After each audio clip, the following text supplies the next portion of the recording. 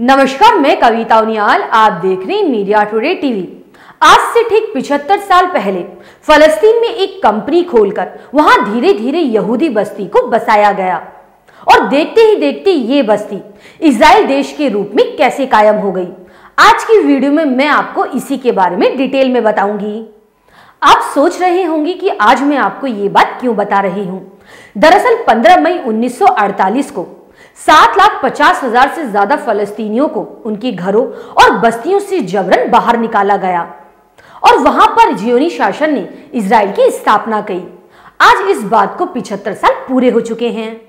फलस्तीनियों की जमीन पर जबरन कब्जा कर बसाए गए इजराइल से फलस्तीनियों के दुखों का जो सिलसिला शुरू हुआ था वो आज तक जारी है।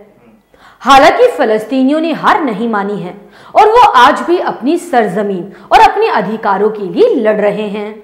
आज इजराइल को बने 75 साल पूरे हो रहे हैं, इसलिए मैं आपको इजराइल के बनने की पूरी कहानी डिटेल में बताऊंगी। अगर आपको न्यूज अच्छी लगे तो न्यूज को लाइक करें। अगर आप हमारे चैनल पर नए हैं तो हमारी मीडिया टुडे टीवी चैनल को सब्सक्राइब करें और हाँ, बेल आइकन को जरूर प्रेस करें ताकि मेरी न्यूज सबसे पहले आप तक पहुंचे। 1907 में चाइम वाइजमैन नाम का एक केमिस्ट जो ब्रिटेन में यहूदियों का बड़ा नेता था, पहली बार फलस्तीन जाता है। वहां जाकर ये एक कंपनी बनाता है। उसके बाद यहूदी नेशन फंड बनाया जाता है। उस पैसे के जरिए यहूदी बस्तियों को बसाने के लिए वहां पर जमीन खरीदी जाती है। उसके बाद फलस्तीन में यहूदियों का आना जाना शुरू हो जाता है। ठीक 10 साल बाद 1917 में प्रथम विश्व युद्ध में ऑटोमन अंपायर के हारने के बाद फलस्तीन पर ब्रिटेन कब्जा कर लेता है। उस समय यूरोप में यहूदियों को मारा जा रहा था। ऐसे में ब्रिटेन को यहूदियों को बसाने का काम सौंपा जाता है। 1947 में अंग्रेज यहूदियों के लिए एक देश का समाधान निकाले बिना फलस्तीन छोड़कर चले जाते हैं।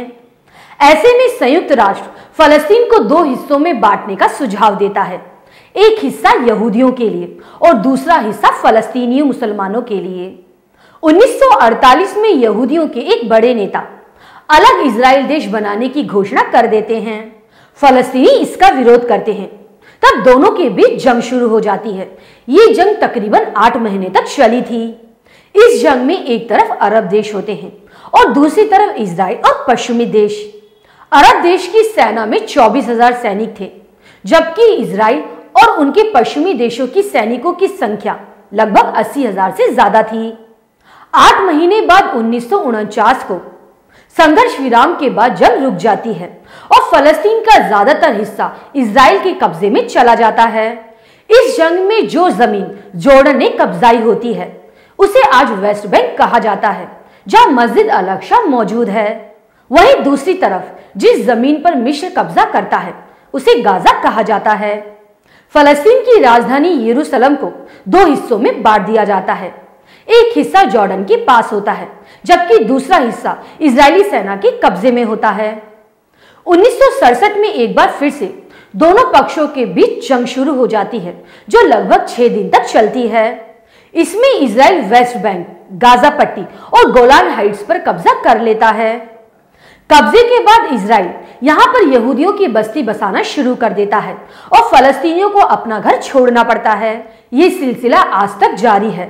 इजरायली इलाकों में फलस्तीनियों को निकालकर यहूदियों को बसाता रहता है और फलस्तीनी इसका विरोध करते हैं।